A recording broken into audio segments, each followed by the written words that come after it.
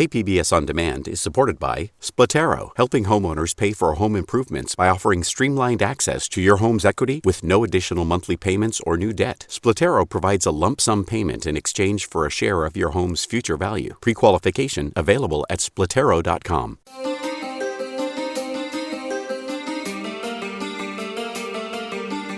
Welcome back to another edition of listener-supported KPBS Cinema Junkie podcast. I'm Beth Accomando.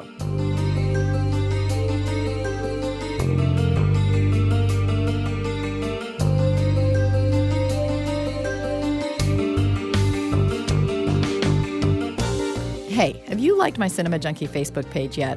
Or followed me on Twitter at Cinebeth? Or maybe left a review on iTunes?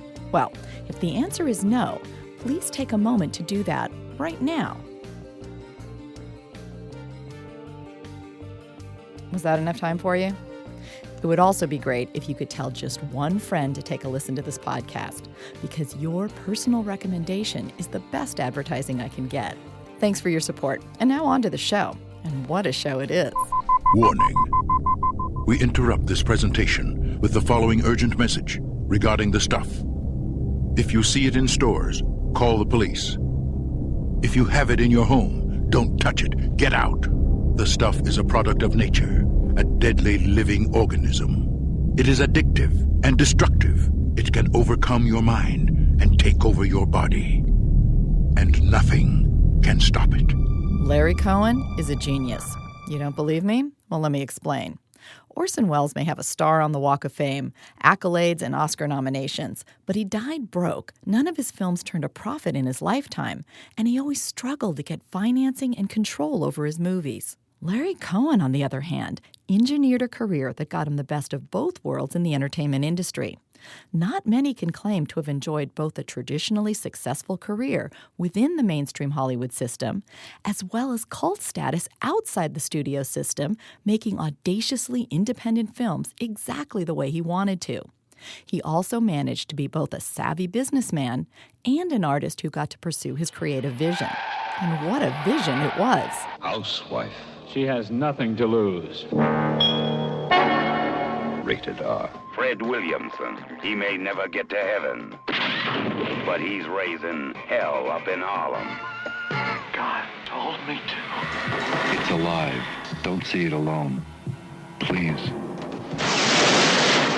The It's Alive baby is back again. Only now there are 3 of them. It lives again. It's Alive, Part 3. Island of the Alive. Don't see it alone. The ambulance. I promise you, you're going to be in perfect health before you die. A distinguished Oscar-winning cast in a true story of political intrigue at the center of power from World War I to Watergate. The Private Files of J. Edgar Hoover. Man against the winged serpent. Coming soon for you, the stuff from New World Pictures. Just the titles of these Larry Cohen films speak volumes about his iconoclastic style. Cohen built a successful career as a writer and director in television, starting back in 1958, writing for Kraft Television Theater, and continuing for decades. He created series like The Invaders and wrote for shows like The Defenders, Columbo, and even NYPD Blue. But the structure of series television and Hollywood studios was far too constraining for the Maverick Cohen. So in 1972, he set off on a parallel career as an independent filmmaker and made his feature film writing, producing, and directing debut with Bone, also known as Housewife, and starring Yaphet Kotto, Joyce Van Patten, and Jeannie Berlin. What do you want? Don't let me do it again, please. Attention, hungry housewives. You must see Housewife. Overfed and underloved. She'll try anything. Would you like a drink? Housewife. The movie every housewife must see. Cohen's deliriously eccentric films have won him a devout cult following. Among his fans is Steve Mitchell, whose admiration for the director led him to make the documentary King Cohen. Mitchell wanted to pay homage to Cohen, whom he felt was not widely enough appreciated in the mainstream. The documentary assembles an impressive list of people who also admire Cohen, such as Michael Moriarty and Fred Williamson, who repeatedly acted for him, Martin Scorsese, John Landis, J.J. Abrams, Rick Baker, Mick Garris, and Joe Dante. Here, Michael Moriarty talks about acting for Cohen, and Scorsese also chimes in. You have a script, but there's always a possibility, the wonderful possibility, which I'd never had before, of a director, writer, producer who had all the freedom in the world to throw me anything he wanted. When I saw Q and The Stuff, I was kind of intrigued by how he worked with Michael Moriarty and kind of guided him as he went along the course and around the bend and out over the bend, so to speak. I mean, you feel like he really could spin out of control. 19 years old, I was bereft by a cop like Powell because he wanted to get a conviction. That wonderful sense of really about to spin out of control, maybe go out of control, on screen, maybe off. And that kind of erases the line between the picture and the actual experience. Mitchell hits pay dirt with Cohen, who's a great raconteur and has outrageous tales to tell about shooting his independent films. Here's a montage recounting some of the adventures he had shooting in his hometown of New York City. New York was the greatest. In Hell Up in Harlem and in Black Caesar, we ran rampant over that city. Larry would not only shoot in the streets of New York, he would drive cars up on the sidewalk on the streets of New York. Well, suppose somebody gets run over. I said, this is New York City. They just get out of the way when you're coming. He would do things that were, I guess you could call them dangerous, and he almost always got away with it. Here's the thing about Cohen's movies. Most of them start off as seemingly conventional genre films, many looking like standard police procedurals. But then, almost all of them take wild left turns that simply make your jaw drop in awe. On December 25th, 1953, a child is born, a virgin birth. Tomorrow, all civilization will tremble under his almighty power. For this podcast, I speak with the master himself, Larry Cohen, as well as documentary filmmaker Steve Mitchell. So fasten your seatbelts for a careening ride through the career of King Cohen. I began my interview with Cohen by asking him what got him into filmmaking in the first place. Well, it was going to the movies as a child. I mean, when I was a kid, there was no television, so you went to the movie theater at least twice a week, and you saw a double feature each time. So I was seeing 4 movies a week, and sometimes I'd sit through them twice or 3 times if they didn't throw me out of the theater. So I was just immersed in movies. And what kind of things did you like the most when you were a kid? I like Warner Brothers movies. Hard-boiled, tough movies with Humphrey Bogart, Edward G. Robinson, James Cagney, you know, all those kind of hard-boiled, tough guy. Errol Flynn. I just like those kind of movies that they did at Warner Brothers. They were fast-moving. They were mainly black and white and well-edited, fast-paced, overlapping dialogue, the kind of movies I make today. And when you decided to go into filmmaking, was that the kind of movie that you wanted to make? Were those kind of Warner Brother films?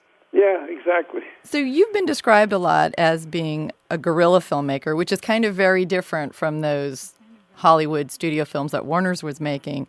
But what does it mean to you to kind of be described as a guerrilla filmmaker? Well, a guerrilla, if you don't spell it with a Gorilla, which is probably more adequate, I'm kind of a guerrilla filmmaker. I really make films myself. I don't have a huge staff. I don't have a producer. I don't have studio executives. I don't have other people giving me input and supervision. I just go off and make my own movies the way I want to make them. I edit them myself. I hire the same people usually over and over again to work on my crew because they're accustomed to working the long hours that I demand and kind of following instructions without asking questions. So generally, it was making a film as independently as possible, which was the only way I could work. I just can't work under supervision, and I can't handle input from other people. I just want to make my own film from beginning to end my own way. Yeah, I was going to ask if you could have worked under a studio system, because your films, and I mean this in the most positive sense, but your films always have some element of crazy in them that is so wonderful, and I don't see how that could really survive in a... Well, I can't work with people asking me questions all the time, like, what are you doing? Or how come it's not in the script? And why are you changing the script around? And why are you adding scenes? And why are you changing the characters of the actors? Because to me, the script is alive on the set. When we're making the picture, we're actually writing it also at the same time we're shooting it. And since I'm the writer always, I can do it, but I don't want to spend the time explaining myself to other people.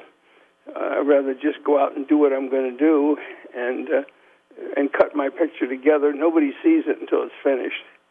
So it's a unique way of making movies, and it's very satisfying. And once you get used to making pictures that way, you just can't go into some other system where it's so collaborative.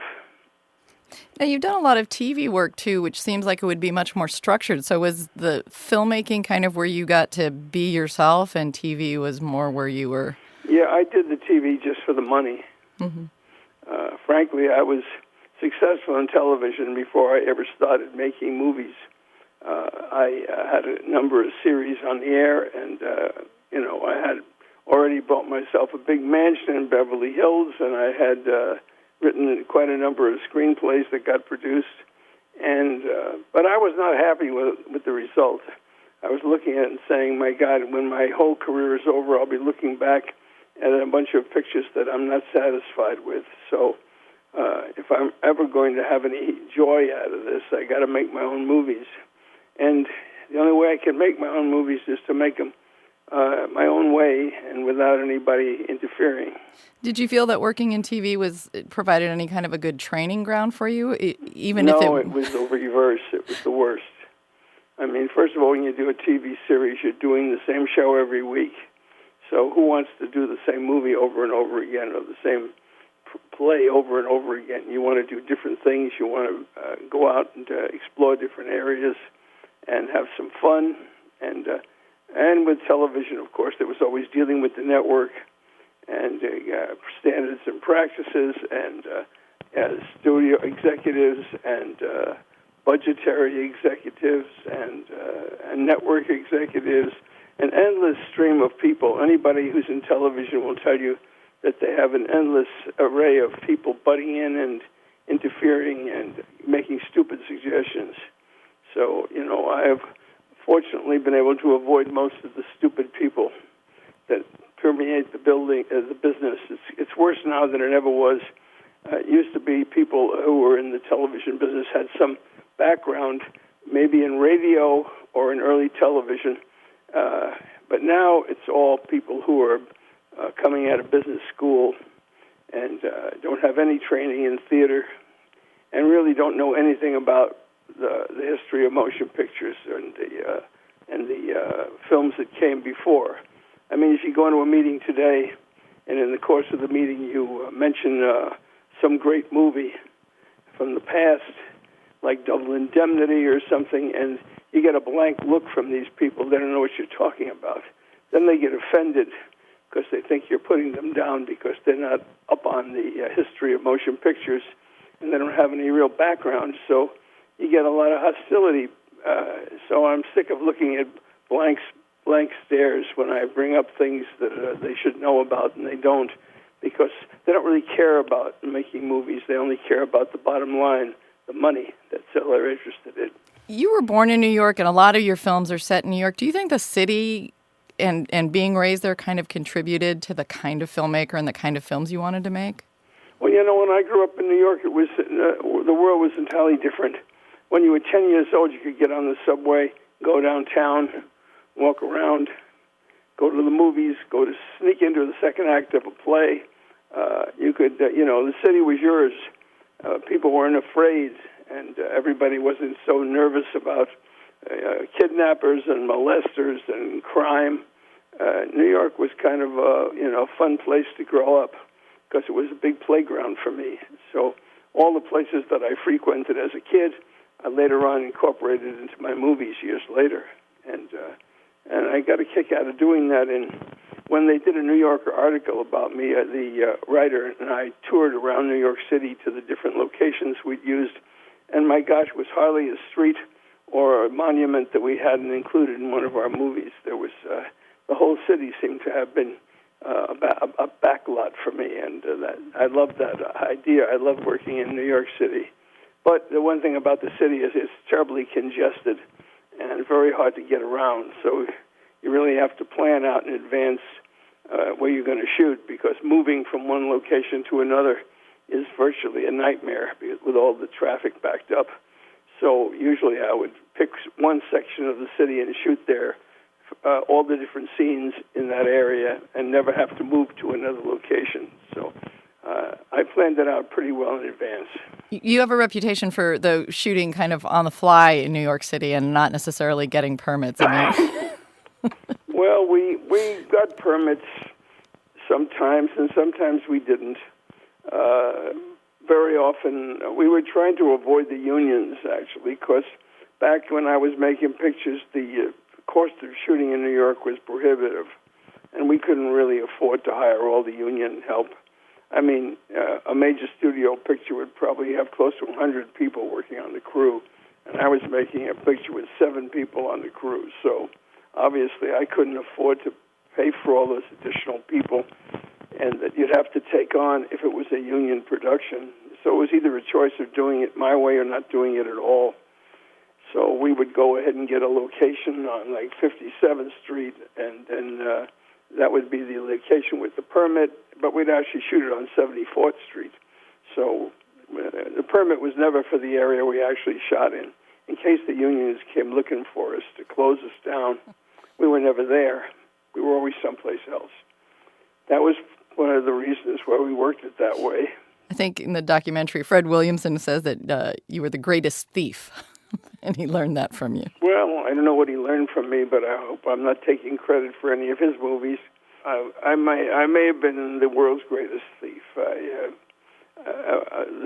figured the city belonged to me, and I could do whatever I wanted to do. Now, you worked with him on Black Caesar and Hell Up in Harlem, and I know those films get classified as blaxploitation, but you really seem to think that those were more just kind of an homage to those Cagney and Robinson films?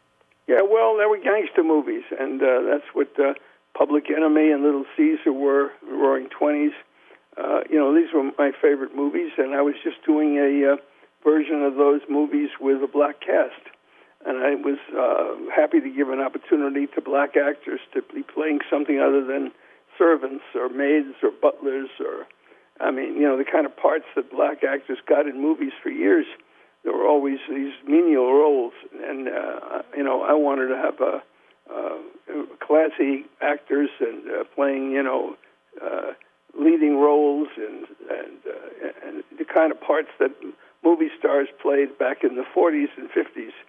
And I gave a chance to a lot of black actors. I never considered the pictures to be blaxploitation films, because blaxploitation films usually the black hero always was victorious and beat up all the white guys and seduced all the white women, and that's the blaxploitation. In my film, the hero has a rise and a fall. He achieves success, and then it's all destroyed and taken away from him, just like in the Cagney movie Public Enemy. He loses everything at the end and loses the love of the girl that he is enamored of, who's a black girl, and he rejects the white woman, and it was not a blaxploitation at all. It was just a big black Godfather movie. The Godfather of Harlem is doing it again. In Black Caesar, he ate up the town. Now, he's hungry for more. More action. More excitement. More everything. Oh, say, can you see by the early light? Isn't it great to be in America? Fred Williamson is back, and there's gonna be hell up in Harlem. And you're kind of hands-on approach to filmmaking was demonstrated, and you had to change the ending at the last minute on this one? Well, on the Black Caesar picture, he died at the end, and he's more or less beaten to death by a gang of young teenage juvenile delinquents in Harlem, and the audience didn't like that at the preview, so I called the studio executive in charge and said, listen, we have trouble here. The audience loves the movie but hates the ending. But I'm going to go to New York, and we're opening next week. I'm going to change the ending. I'm going to just cut off the last scene and go to the theaters where the picture's playing, which I did, introduced myself, went up to the projection booth and took the film, cut the last scene off, tacked on the end credits, and went to the next theater and did it. And the picture opened a few days later, and it was a huge success, and it was a big blockbuster, actually. But oddly enough, the negative of the picture was never recut. So when they went to the DVD and the home video versions, he dies at the end. So actually today, years later, it's much more acceptable than it was back then. So I kind of like the fact that the original ending is on the picture on DVDs. But at the time when we opened the film, I certainly, I think, credited myself for making it a hit by taking the last scene off for the theatrical initial release. One of your films that's my favorite is God Told Me To. Why did you attack all those people? God told me to. Everybody seems to like that one. It's the most requested film that I have in terms of film festivals. And also today, it plays as really relevant and resonant today. Well, I'll say this. All the terrorist activities, just before they blow something up or assassinate people, they say, God is good. And that's pretty close to God Told Me To. And where did the idea for that come from? I don't know exactly. I saw in the museums, particularly in Europe, the art of religious art, which is mainly what art was back in the Middle Ages, because the principal financier of all the artwork was the church, and the church was enormously powerful, and so most of the paintings are depictions of something from the Bible, and the level of violence is so extreme, with arrows piercing people and people being crucified upside down and babies being slaughtered. And, it's unbelievable the amount of violence that you will see if you go to an art museum. I said, my God, there's so much violence. God is such a violent character in the Bible. He slaughters the entire population of the earth. So I said, if I'm going to make a movie about God, it's going to be a movie where God is a violent creature. And that's basically how it started off. Most of my movies take something benevolent, like a baby or ice cream or an ambulance or a police officer, and turn it into an object of terror. And in this particular film, we took the image of God and made it into a particularly violent and malevolent source. But it turns out he wasn't really a god at all. He was an alien from another planet. So I think we were ahead of our time. We took the science fiction fantasy element and we combined it with the documentary New York police element, and we made a combination of the two genres that is, at the time anyway, unique and has hardly ever been equaled, actually. If you think about it, I did it again more or less in Q, where the monster was some kind of an Aztec god. For 10 centuries it has waited to be awakened, to be worshipped again like a god, to fill the skies, to cast its shadow over the earth, to release its fury. And the picture had a documentary police kind of look to it, so I did it twice. You mentioned that this is a film that you get requested a lot for festivals. If you could choose the film that you like the best or that you would want to put in a time capsule to be remembered by, which is your favorite? Oddly enough, my favorite is The Private Files of J. Edgar Hoover. J. Edgar Hoover. He was the most feared man in the history of the United States government. For 48 years, he defended the country against crime, subversion, and corruption. He was never elected. He was never opposed. He could never be bought. But he knew everyone who could. Everyone. How did he control the Kennedys? What did he know about Martin Luther King? Why did he defy President Nixon? What really happened to the private files of J. Edgar Hoover? This is the story of the real J. Edgar Hoover and the people whose lives he controlled. Which is a political documentary horror story, in a way, about the FBI director and all that happened in American politics and the corruption of almost every particular politician or public figure in this story. It's just one after the other. You see the cynicism and the corruption of people who run the government, and what we're facing today in terms of dissatisfaction with our leadership is nothing new. This stuff's been going on for generations. Everybody was a bad guy. It's one of the reasons why the picture really wasn't successful when it was initially released, because if you were a Democrat, you were offended by the picture because of the way we treated Roosevelt, and if you were a Republican, you were offended because of the way we treated Nixon. And we also didn't handle Lyndon Johnson too friendly a way either. So no matter what side of the street you were on, you had a bone to pick with this movie.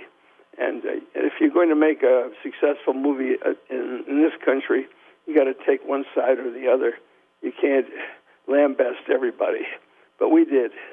And the picture was way ahead of its time, because we indicated that the leading FBI people were responsible for the Watergate, and that Deep Throat was a top member of the FBI, which was absolutely true. He even named Mark Felt as being Deep Throat. But none of the political analysts at the time cared to make any note of it, because they thought, how could a filmmaker go out there and come up with information that the journalists seem to be completely ignorant of? So to this day, they still haven't figured out Watergate. And how did you kind of come up with that story? I went to Washington and I interviewed a lot of the retired FBI assistant directors, some of the top people in the Bureau, people who liked Hoover and people who hated him. And I got a lot of information. I had a fellow named John Crudson, who was the New York Times writer who covered the FBI, and had him as his technical advisor. And that gave me access to a lot of people. And I gathered all this information and put it in the picture. But, most of the journalists chose to ignore everything in the movie, because nobody wanted to credit a filmmaker with having gotten all this cogent information. To this day, nobody understands Watergate at all, because if you look at it, Nixon would never have been deposed if Spiro Agnew, his vice president, had still been in power. Nobody wanted Agnew. He was worse than Nixon. The only way they could get to Nixon is to get rid of Agnew first.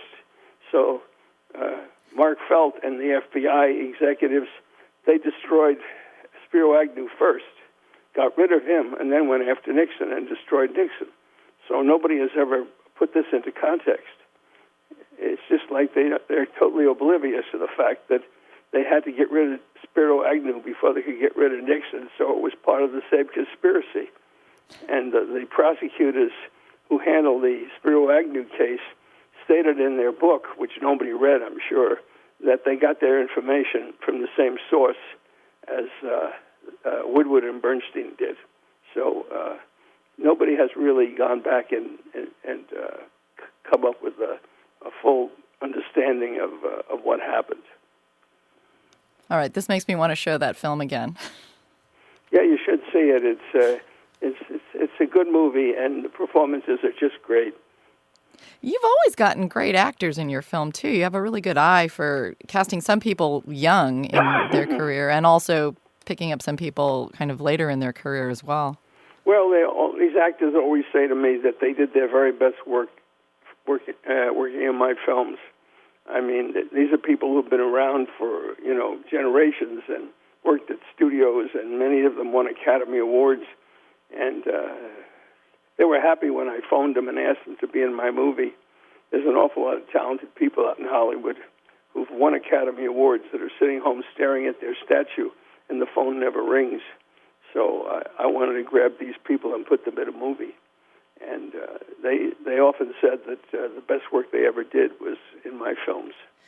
How do you compare filmmaking when you started out to the way it is now? Do you think that if you started now, would you have gone off on a very different kind of career or not been able to make some of the films you did? How do you compare the two? Well, if the same thing was happening today as then, if I was successful in television and had some series on the air and significant amount of money, I could have gone out and made whatever I wanted to. As it was, I never invested my own money in any of my films. I never put up a penny myself. It was always pre-sold to people before I started shooting, and I didn't have to finance anything myself. So it probably would be pretty much the same today. If I was successful in television, I'd be able to move over into my features.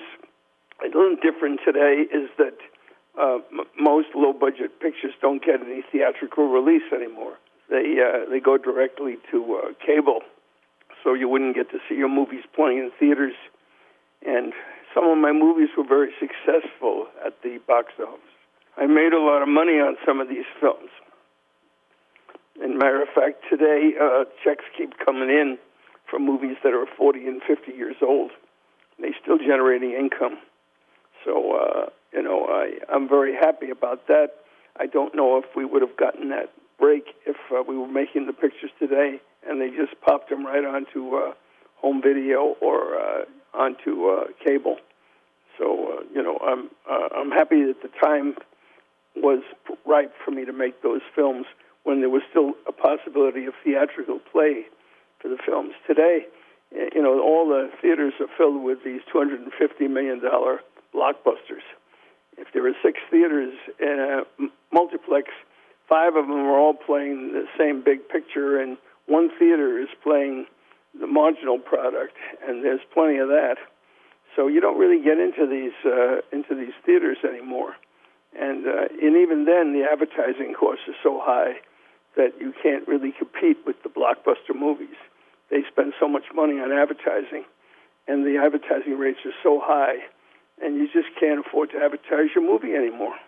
And if you don't advertise it, how's anybody going to know to see it? So that's the problem. And so many of these films are much better on a big screen and with an audience. Well, it's the fun of a movie is going to see it with an audience. I mean, I love to go to a theater and see one of my pictures. They do play them in revivals around the country, and I like to go and see the picture on a big screen. I'm not like some of these filmmakers who say they never look at their pictures anymore. Woody Allen says after he finishes a film, he never looks at it again. Well, that's like saying you never say hello to an old friend. I get a nice, happy feeling watching my pictures because I remember all the fun we had making them. Well, I just had the privilege of seeing It's Alive at the New Bev all-night horror marathon on 35 millimeters. So yes. That was a lot of fun with a packed house. What was? Did they react well? Oh, yeah. Well, that's good. That was a very successful picture for me. It made a lot of money for me. I was able to buy a brownstone on 79th Street off Park Avenue in Manhattan with the money from that picture. And that brownstone's today worth $18 million. So what can I tell you? Well, and where did the idea for the baby come from? I tell you, I saw one of my kids when she was born in the crib having a furious fit. And I thought, my God, if this baby could get out of that crib, it would tear everybody to pieces. I mean, there's nothing as angry and exhibits so much fury as a frustrated infant.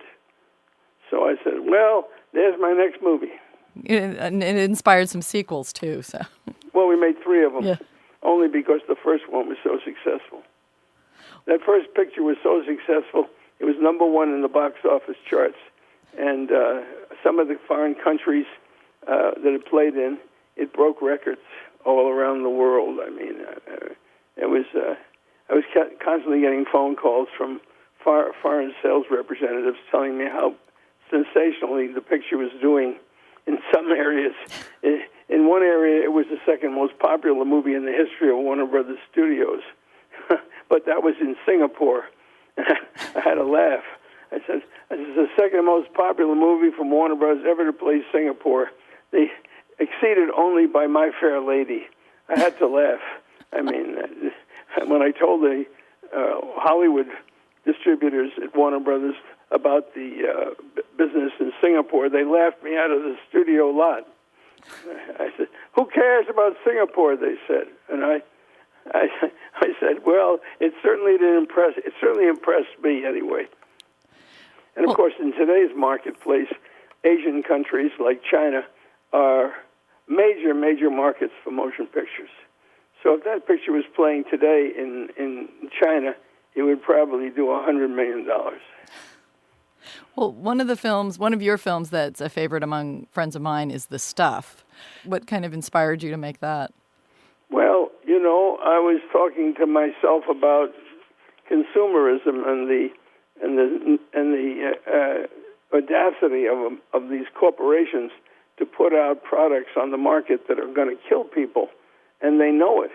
I mean, the cigarette industry for years denied that cigarettes were toxic and made statements under oath at congressional hearings and lied about their research.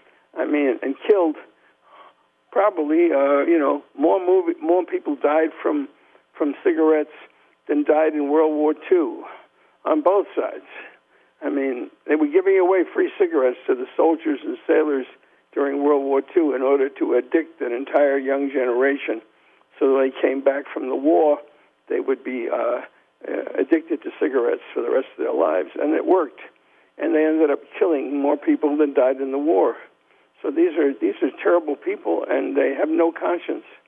This goes on today. There's medications being pulled off the market all the time because they turn out to be toxic. And every time I watch commercials on television, they're nothing but products, medical products, telling you you should use this product, followed by 30 seconds of disclaimers about the harm this will do to you: a heart attack, stroke, death, blindness. I mean, it's a joke to listen to these commercials because usually most of the commercial is warnings about the product. So they put these things out in the market and they do damage to people. So I thought, well, let's see what kind of product I can make up. So we created a killer ice cream. No, don't eat that. I saw it moving in the refrigerator. Here, Jason, take some. There is something alive in there. It must be a side effect of eating too much dessert.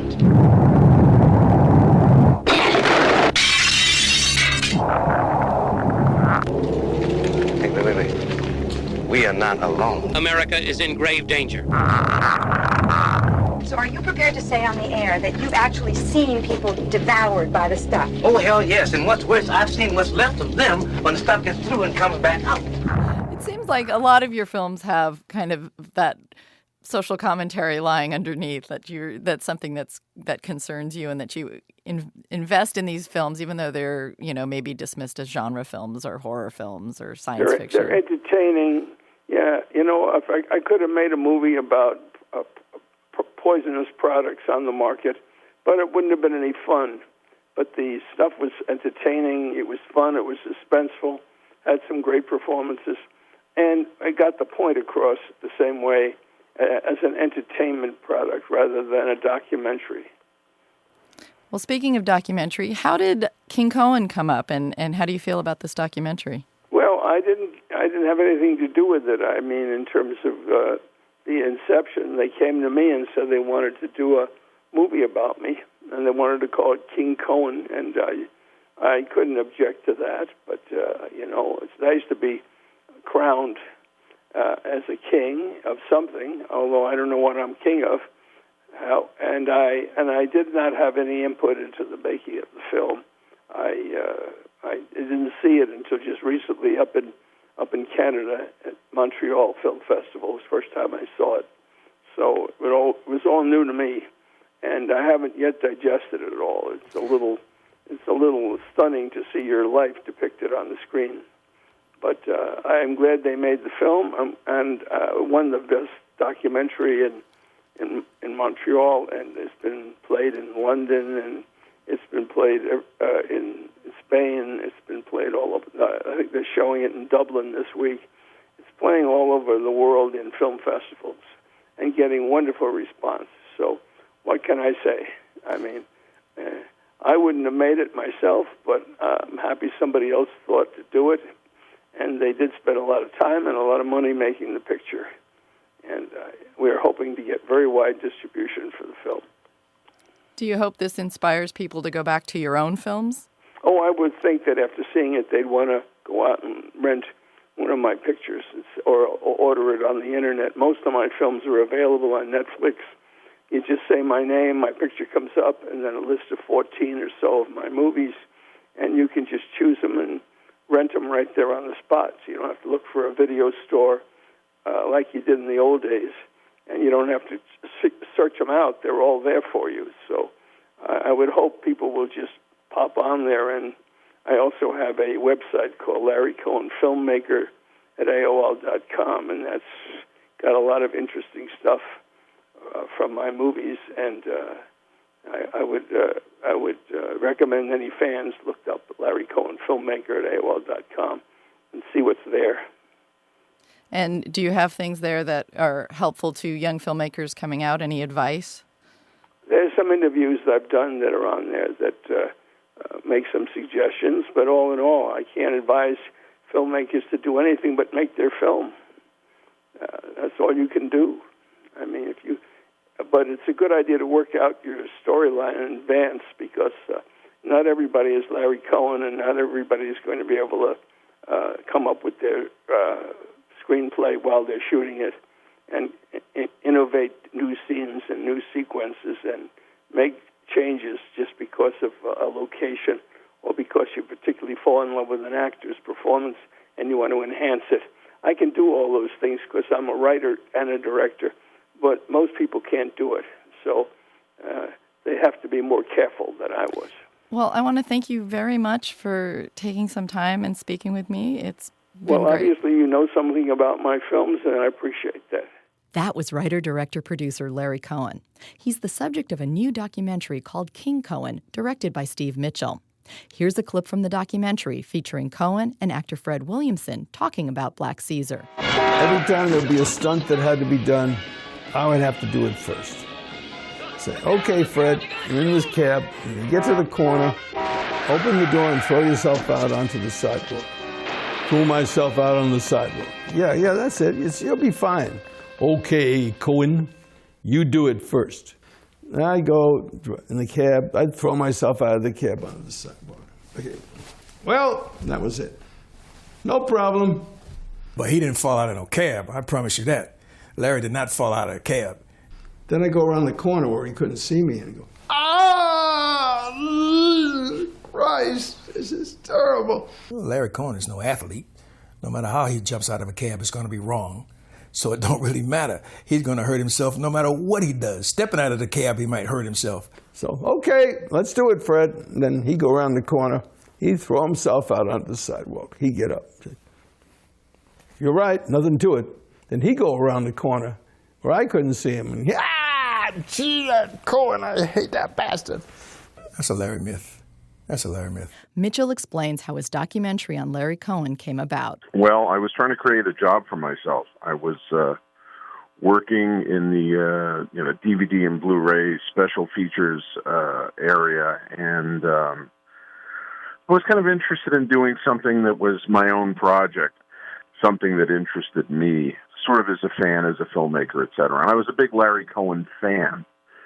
And one day I was looking at his IMDb page just to check out a credit, and I sort of was presented with all of these credits of his that I didn't know. I like to think I'm pretty much on top of stuff if I'm a fan of a filmmaker. And I was kind of overwhelmed by the amount of writing credits he had. I knew most of his directing credits, but his writing credits were really much broader and longer than I ever knew.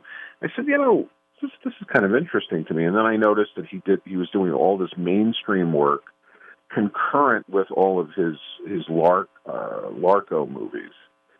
And I said, wow, he was working in mainstream and working independently at the same time. And Hollywood, not so much today, but back in the day, they had a tendency to pigeonhole you. If you were a TV guy, you only did television. If you were a feature guy, if you were lucky enough, you stayed a feature guy. If you were a low-budget guy, you were a low-budget guy. Well, Larry wasn't, he was all of those and none of those at the same time. He basically did what he wanted to do and sort of did it with great ease, apparent great ease. I mean, working in the film business is always difficult on some level. But, yeah, he was shuttling back and forth, and I said, this is very impressive. And then, of course, he started writing at the end of the live TV era. So I started thinking about this, and I said, maybe this is a documentary. And also Larry, Larry's reputation is mostly he's doing B movies and genre movies, and I thought that, there would be enough appeal here perhaps on a number of different levels. And then eventually I found a couple of like-minded fellows who were fans of Larry's, and, we sat down and we said, we're going to do this. And here we are. And in creating the documentary, what did you want to convey about him? What did you want to kind of get across to an audience that maybe had never seen a Larry Cohen film? Well, it's interesting. You find the narrative when you cut the picture. I'm not entirely sure what my initial ideas were. I mean, I wanted to tell a story about an interesting, idiosyncratic filmmaker who's had a very, very long career that was mostly executed on his terms, in his way. What happened when we were cutting it was I sort of discovered that in addition to being just sort of incredibly talented, Larry was very willful, very independent-minded, and also very entertaining. And I said, this is a guy who is very modern in his approach to making films in some ways, and very old school at the same time. But the other thing that sort of happened when we were cutting the picture is, it sort of became a tribute to the way movies used to be made. I mean, Larry's decision process was very in the moment, whereas most movies today are products of a lot of discussion and sometimes corporate decision. And so I wanted, ultimately, in telling his story, and it's a story of a very interesting creative force, I also wound up telling a story about the way movies used to be made and how things were simpler, more from the hip, and not overly thought out. I mean, today I think every movie, whether it's a $200,000 movie or a $200 million movie, I think a lot of people sit around talking about it and worrying about it. Larry didn't care. Larry's attitude was, this is an interesting story. I want to tell it. Who's going to give me a check to make it? And I like that. I just sort of like that kind of simple, Maverick approach that he took to making movies. And I think, movies might be better today if they were made a little bit more from the hip the way Larry did back in the day. Do you remember the first film of his that you saw, or the first one that made an impact where you go, I want to know who this director is? Yeah, well, that's a simple question with two answers. The first time I really noticed Larry, I was really a very young boy, and I think I had seen an episode of The Invaders, the TV series he did with Roy Finnis. And I remember his card, you know, at the end of the show, it would say created by Larry Cohen. He got a big single card. And of course that his name, you know, was in front of this great image of a flying saucer, which was very representative of that series. It was very iconic. So his name stuck with me. But the first movie of his that I think I really noticed was It's Alive, which is the monster baby movie that he did. But I saw that picture when it was reissued in 76. It apparently had been issued or released rather in 73, and it was not successful. And Larry literally pestered Warner Brothers to get them to reissue it, and they did in 76 with a different campaign. And I think the campaign was so engaging and so arresting that, you know, the idea of a monster baby was specific in that campaign while it was unspecific in the original campaign. And I said, well, monster baby, what the hell is this? And so I went to go see it, and I said, well, this is strange. This is weird. This is original. And again, I said, well, there's this Larry Cohen guy. And before the IMDb existed, I sort of tried to absorb every credit I could ever see just so I would know who was who. And I paid a lot of attention. Then I started, you know, I looked for his movies, and then I saw, you know, God Told Me To, you know, which is a very bizarre, original, interesting picture. And then, around 1980, the movie of his that really cemented me as a Larry Cohen fan was Cue the Winged Serpent. But It's Alive kind of got the ball rolling. And, you know, again, I was always very interested in guys who wrote, produced, and directed their movies, because there weren't a lot of hyphenates like that around. There are very few today. I mean, you know, Quentin Tarantino kind of comes to mind immediately. And there are a few others, but, you know, there were not a lot of hyphenates at the time. So, yeah, Larry was on my radar, but Larry was on my radar basically because of the originality of his movies and the ideas. I mean, if you were just to look at his films, you would say, what does this guy eat for breakfast? I mean, you know, he's just such an original thinker. And then, of course, as the years went on, especially when, you know, you could watch movies on video, I went back and I kind of got familiar with his blaxploitation movies and a bunch of his other pictures. Well, the thing about his films that I really like, or I love, is that they all seem to start kind of within a formula that you're familiar with, so like a police procedural or something. And then there's some point in them where they just take some wild, like, left turn, and you're just like, whoa, where did that come from? Well, that's kind of Larry in a nutshell, isn't it? But yeah. I think the thing about Larry that Larry did before a lot of people did was he would do what I would call a genre mashups. You know, he would take one genre and then marry it to another genre. And I think that's an extension of who Larry is. I think Larry gets bored easily, so he's always looking for ways to sort of take maybe one kind of movie and then spin it a little bit into two kinds of movies. I think Cue the Winged Serpent is, to me, you know, his sort of masterpiece in a lot of ways, but it's also his masterpiece because it's a New York street crime movie. It's a police procedural on some level, and it's a wacky monster picture, and it's a character story.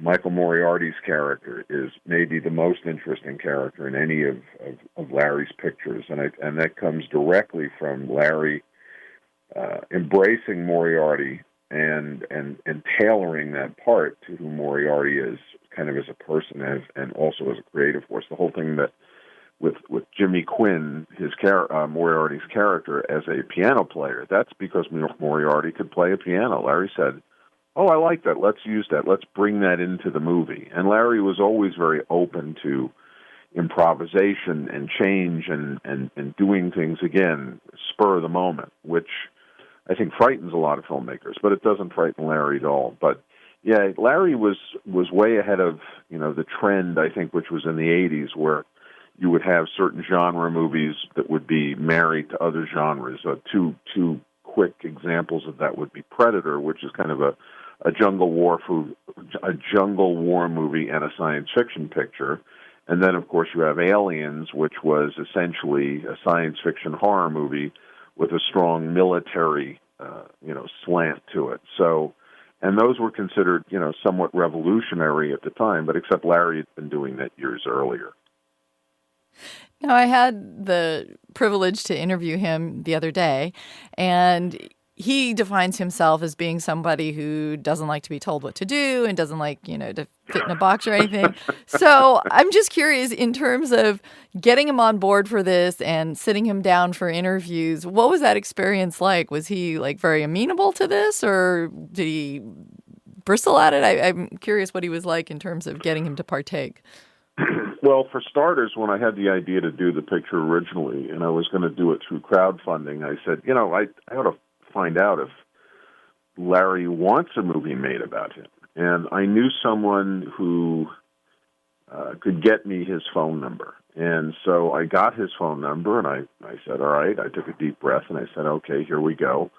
And, I punched the number, and, then it rang, I think, 2 or 3 times, and I hear hello. And I said, hi, is this Larry Cohen? He goes, yes, it is. And basically I explained, who I was and what I wanted to do. And he said, come on over to the house. That's my bad Larry Cohen impersonation, by the way. And so I went up to his house, the famous house, which appears in a lot of his films. And he made me a cup of coffee, gave me a couple of cookies, and, I said, I'm interested in doing this project. And he says, well, you would be interested in having the project done or something like that.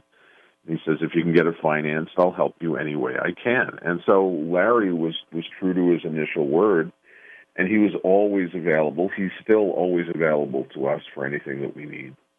And he was game right out of the gate. And then when we went to his house for the first shoot, I think it was one of 4 interviews. I went with pages of questions. And, basically I learned very quickly that if you sit Larry down in front of a camera and you say, talk about your career, he's off to the races. I mean, I literally could have just said to the guys, all right, let's go out and have lunch. Just left Larry in the chair, let the camera roll, and he would have still been talking by the time we came back after lunch. I mean, Larry is a master raconteur, as I'm sure you've discovered. And, he just has so much to say, so many different tales, from his colorful career. It's like he's like one of the easiest interviews on the planet. I mean, he makes for very good copy. And how is it getting? He worked with a lot of amazing actors. Some he picked up early in their career. Some that he found people who were later in their career and put them to use in his films. But how was it getting a lot of these people that he worked with to come on board to talk about him? Most people basically were happy to talk about Larry. I mean, Larry has engendered a lot of positive, attitude to the people that he's worked with. I mean, one of the phrases that I would hear a lot is, oh, I love Larry. We love Larry. So it was basically a matter of finding people and working with their schedules. But a lot of people were willing to talk to Larry. I mean, there were a few that I did not get to talk with that I wanted to. Joel Schumacher being one of them was... I don't think he was reluctant to talk about Larry, but I think he was just reluctant to talk, to us. I wanted to get Tony LoBianco, but for some reason, and it might be my fault because I probably didn't go back enough and try and get to him. I connected with his answering machine, and I explained who I was and what I was doing, and I never heard from him, and that might be my fault. I would have liked to have talked to Tony LoBianco because he did God Told Me To, which is a very original picture that he did for Larry. Also, he's in The French Connection, which is, like my second favorite movie of all time. And so I would have liked to have chatted with him. But I basically got most of the people that I wanted, or most of the people that I thought I needed to talk to. I mean, It took a while to find Michael Moriarty, but we felt that Moriarty was, as we said, a big get, because Moriarty had starred in 5 pictures with Larry's, and they had this great relationship. So, yeah, people were very willing to talk to me about Larry. They were very generous with their time, and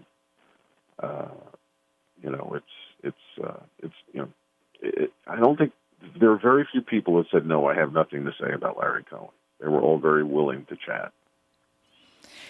And do you hope the documentary, in part, will inspire people who maybe have never seen one of his films or have seen one of them to seek out more of what he's done? Well, I think we have run into people who have seen the documentary, or we've shown it to people, and they say, "Gee, I didn't really know that much about this guy. I might want to check out a couple of his movies." Our lawyer who reviewed the movie was not a Larry Cohen fan per se, but she found that he was very interesting as a character and as a person, and she found his work, or at least the pieces of his work that she saw in the movie, very interesting to her. And she said, "Well, I don't know if I'm going to become a fan, but I'm curious." And I think when you do any movie like this, when you're doing a documentary, you want to expose people to something that they might not be aware of. And if they see the movie, they're going to see somebody who, he's a maverick. He says, I don't want to listen to people. I don't want to do what they say. I want to do it my way.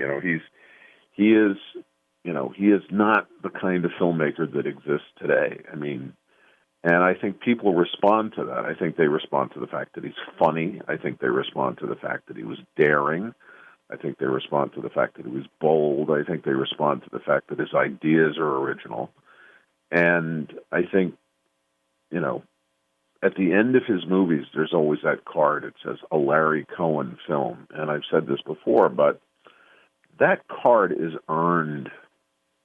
Some people, they get that credit on a movie, a so-and-so film. Well, that movie is really the synthesis of sometimes thousands of people doing a movie. Well, at the end of a Larry Cohen movie, that movie is that movie because Larry Cohen made that happen. And granted, he's working on a much smaller level. I don't know that Larry could ever do a bigger corporate-type picture, but, his credit is earned, and I think people respond to that. And they go, well, this guy's interesting. And I think in our society today, especially our film-going and pop cultural society, people still respond to something that is interesting. In fact, I think interesting is the most important thing somebody can be as an actor, as a filmmaker, as a director, as a singer, as a musician. Because one of the things that seems to be happening today is that, because most entertainment is filtered through a corporate mindset, it has to appeal to the sort of the broadest level of audience because it's about making money. Listen, it was about making money back in the day, but I think show and business kind of weren't colliding as much as they are today.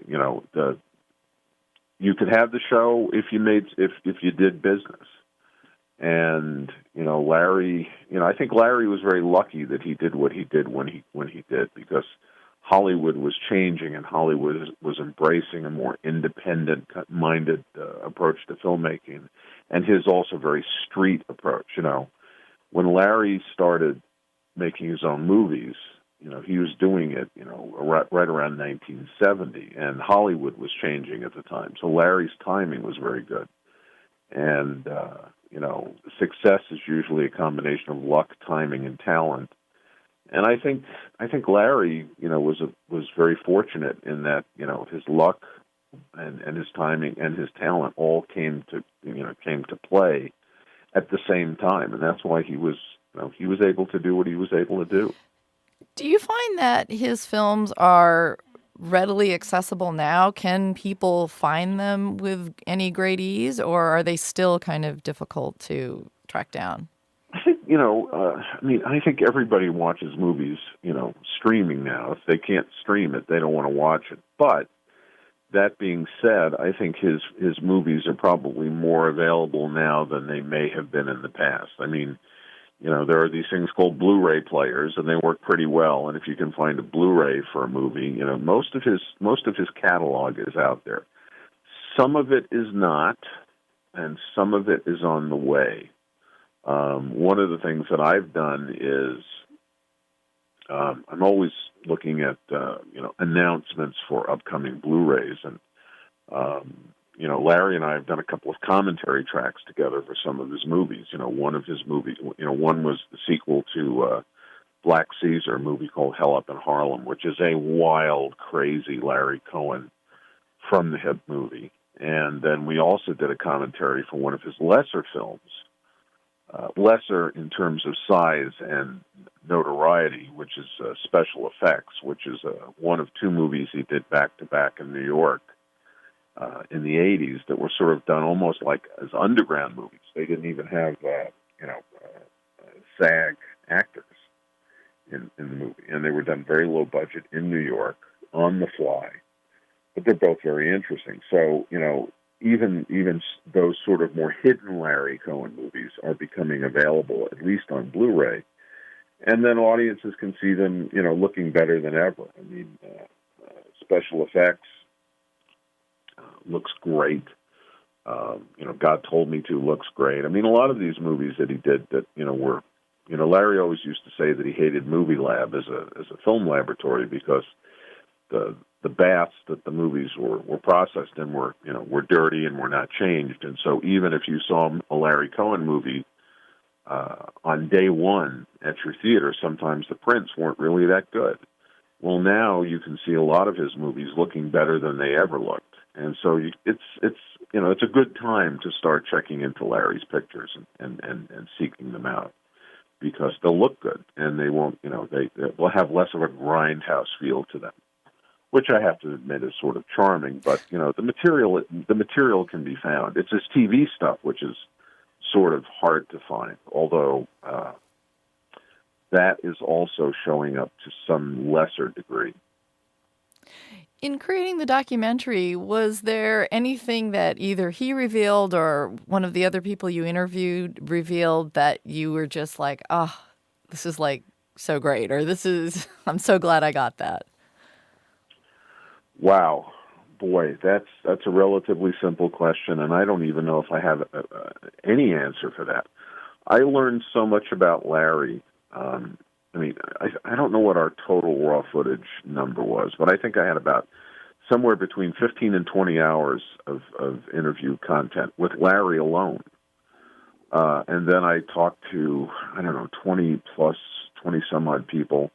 I should have these numbers, but I don't. And then I got hours and hours with them. So I probably had somewhere between 35 and 45 hours of raw footage. And I learned so much. I think the thing that I learned that I found somewhat charming was Tracy Lords was cast in a TV movie that Larry produced and directed and wrote, and she was sort of coming off her very notorious period in the adult film business, and Larry, I think, had interviewed her and thought she was right for this part. And then everybody's going, oh, I don't know, Larry, she has this, checkered past. And, well, Larry's attitude was he didn't care. He thought that she was really good. She was good for the part, and he wanted to cast her.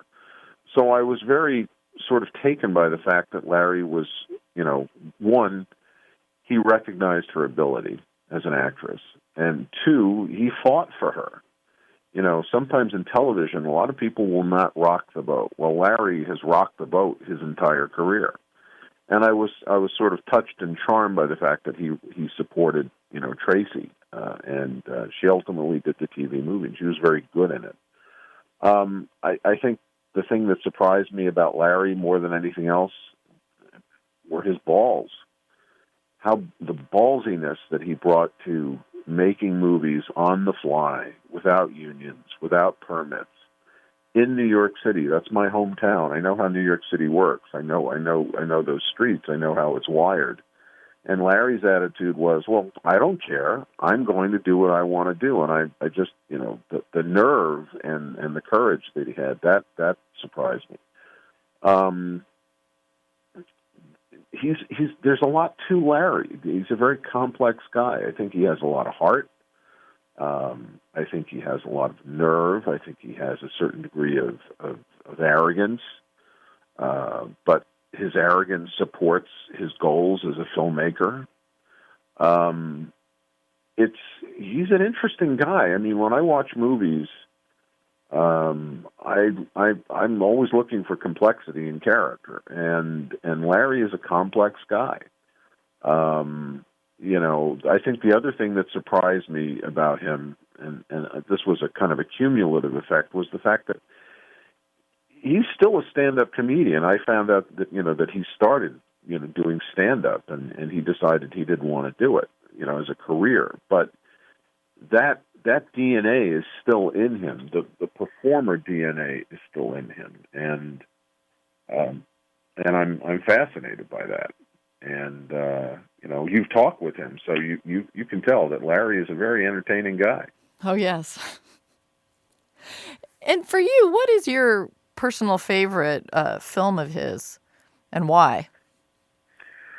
Well, it's got to be Cue the Winged Serpent because, I mentioned before the genre mashup wackiness of it was very entertaining. It's the idea of a creature flying over New York City and plucking people off rooftops and construction sites. I mean, that's just a wacky, nutty idea, but at the end of the day, what I like about it, is really Michael Moriarty's performance, which I think is spectacular. But having said that, a very, very close second Larry Cohen movie is The Ambulance, which is, again, another picture that he shot mostly in New York. The idea that this ambulance is running around doing malevolent things, and it represents this larger plot about getting people and mining their organs, and all of that, and just again with those wild, wacky Larry Cohen filters. I mean, those are kind of my two favorites. And we're doing a film festival in Chicago in a couple of weeks. We're going to be showing our film, and then the night after that, we're going to be screening The Ambulance, and Eric Roberts will be there, and that'll be exciting. It's going because I've seen The Ambulance in the theater once with a very receptive audience, and the audience went nuts. And I'm very curious to see it again with another audience in a very big theater. I think it's going to be screening in a big theater in Chicago because they're fun. Those two movies are also so much fun. They're wild, they're wacky, they're fun. They have interesting characters. The performances are great. They're two really, to me, those are my two favorite Larry Cohen movies. I know other people love The Stuff. A number of people we talk with are big fans of God Told Me To. Of course, It's Alive movies are just crazy. But, Q and The Ambulance are my two favorites. All right. Well, I want to thank you very much for taking some time to talk to me about the documentary, and I look forward to seeing it. Oh, well, thanks for talking with me about it. Hopefully hopefully you want to see the movie. That's the important thing.